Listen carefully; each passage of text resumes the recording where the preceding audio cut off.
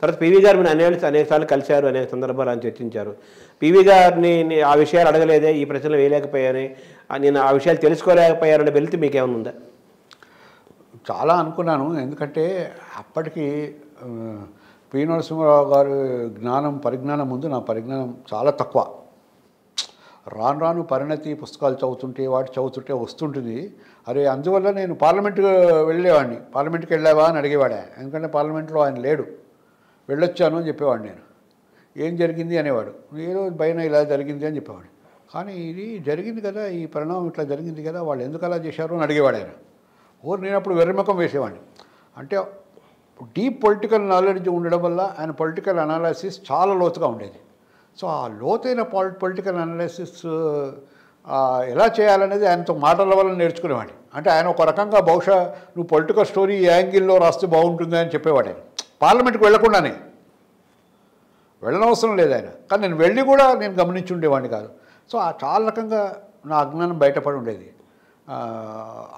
సరే ఇప్పుడు కనుక ఉండింటే నేను ఇప్పుడు 30 సంవత్సరాలు అయింది, ఎంతో కొంత నేర్చుకున్నాను, కొన్ని ప్రశ్నలు వేయగలిగిన స్థితి వచ్చిన, అప్పుడు వేయలేకపోయాను, ఈ ప్రశ్నలు ఉంటే అప్పుడు నేను వేసి ఉండేవాడిని అని ఫీలింగ్ ఎప్పుడు కలుగుతుంటుంది.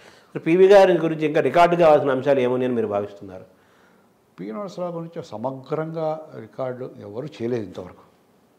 ఆయన సొసైటీని ఏ రకంగా చూశాడు, భారతదేశానికి పి నరసింహారావు లాంటి ప్రధాని ఉండడం వల్ల ఒక పాత తరంలోని అంశాలను, మంచి అంశాలను, ఆధునిక కాలంలోని అంశాలను, ఏది మంచిదో ఏది స్వీకరించాలి అని అన్నాడు కదా. యజ్జపు శుద్ధం నాచరణీయం నాకరణీయం అని చెప్పాడు కదా ఆయన. సో ఆ ఒక్క సమగ్ర దృక్పథాన్ని ఎవరు గమనించలేకపోయారు.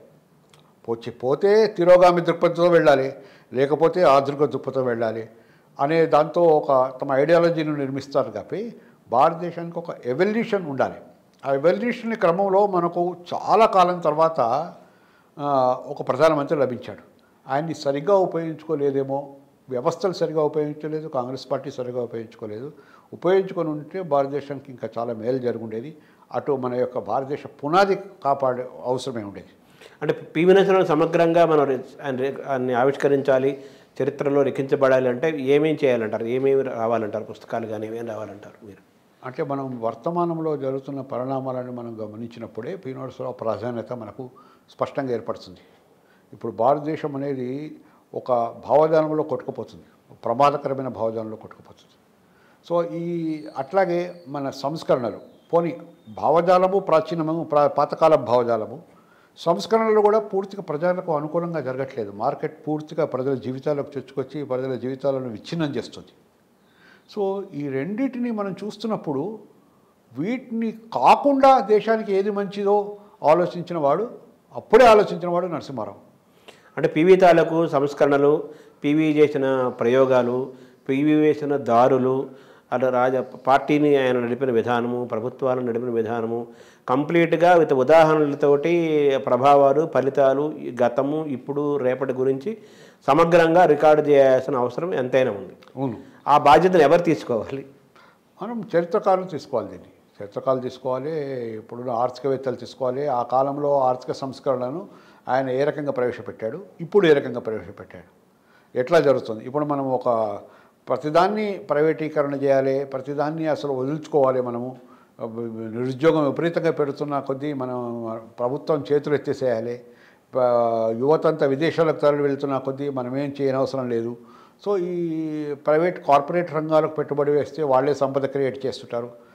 కానీ దానివల్ల ఏం జరిగింది, థామస్ పికెటీ అనే ఒక ఆర్థిక శాస్త్రవేత్త ఏం రాశాడంటే, ఇన్ని దశాబ్దాల ఆర్థిక సంస్కరణల తర్వాత చూస్తే సంపద కొద్దిమంది చేతుల్లోనే కేంద్రీకృతం అవుతుంది, పట్టుమని 10 మంది చేతుల్లోనే కేంద్రీకృతమవుతుంది. ఆర్థిక వ్యత్యాసాలు తీవ్రంగా పెరుగుతున్నాయి, పేదలకు ధనికులకు మధ్య వ్యత్యాసాలు పెరుగుతున్నాయి. సో దీన్ని అరికట్టాలంటే ఏం చేయాలి? సో ఆర్థిక సంస్కరణలు ఎంత అవసరమో ఎంత మేరకు చేయాలి, ప్రజలకు ఏ రకంగా నష్టం కాకుండా చూడాలి, ఒక్క ఉద్యోగం కూడా పోకుండా కొత్త ఉద్యోగాన్ని క్రియేట్ చేసే పరిస్థితి ఏ రకంగా కల్పించాలి, ఆ రకంగా ఆలోచించే వాళ్ళు లేరు. అందువల్ల పివి నరసింహారావు గారి చారిత్రక ప్రాధాన్యత చాలా ఉందని నాకు అనిపిస్తుంది. పీవీకి ముందు, పీవీకి తర్వాత అని మనం చెప్పవచ్చు. సాహిత్యంలో శ్రీశ్రీకి ముందు శూన్యం సృష్టి తర్వాత శూన్యం అని అజంతా ఏ దృక్పథంతో ఉన్నాడో అదే రకమైన కవితాత్మక తాత్విక దృక్పథంతో పి నరసింహారావుకు ముందు శూన్యం, పి నరసింహారావు తర్వాత కూడా శూన్యం అని మనం చెప్పచ్చు. తర్వాత భవిష్యత్తులో పివి గారి మీద మీరేం రాసే అవకాశం మీ నుంచి ఏమైనా పుస్తకాలను మేము ఆశించవచ్చా?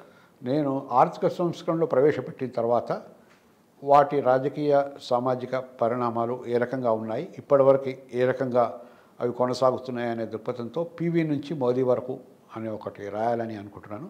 దానివల్ల అసలు ఇద్దరి హయాంలో జరిగిన పనులు, ఇద్దరి నిర్ణయాల్లో జరిగిన తేడాలు, ఈ మధ్యకాలంలో జరిగిన పరిణామాలను ఒక చారిత్రక దృక్పథంతో చేయాలనుకుంటున్నాను.